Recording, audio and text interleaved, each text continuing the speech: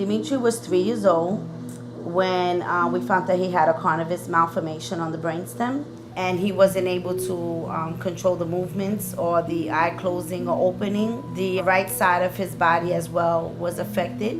No matter how hard I tried, like I couldn't walk straight, but I still walked anyways. Dimitri presented years after he sustained a significant brainstem injury from a bleed. When I saw Dimitri for his initial evaluation, he had complete paralysis on his left side. He was unable to smile, he was unable to move that side of the face during speaking.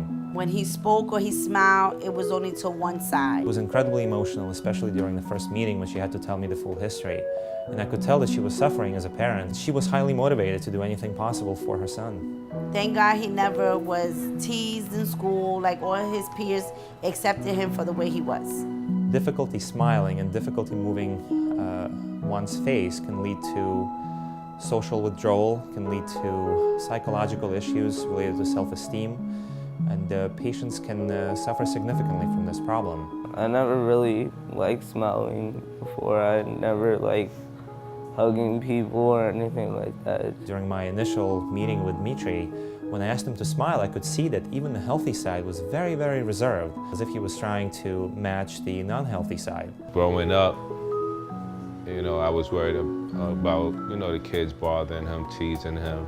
And the biggest fear that the family had as Dimitri was progressing through his stages and becoming a teenager, he would become more self-aware of the problem he had, and that would secondarily affect his outgoing personality, his ability to socialize, his ability to interact with his peers. So facial reanimation designates a number of surgical procedures designed to restore symmetry, balance, and movement to a paralyzed face. When we met Dr. Mashkevich, he was very confident in what he could do for Dimitri. So we were kind of excited to, okay, let's do it, let's get it done.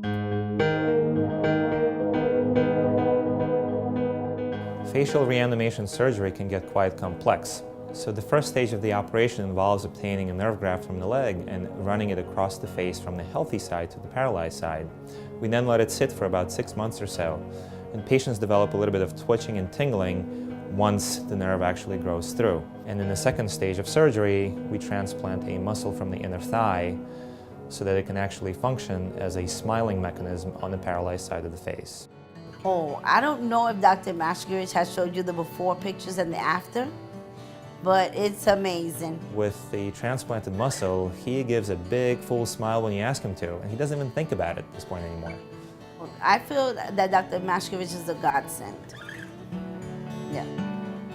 Yes, every surgery was necessary to get Dimitri to be the person that he is today. I don't think I could have found anyone else who could have did the surgery the way he did it.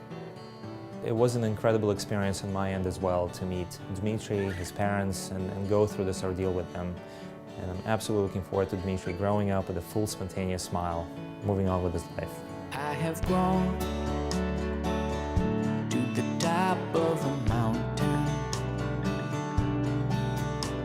My breath is wide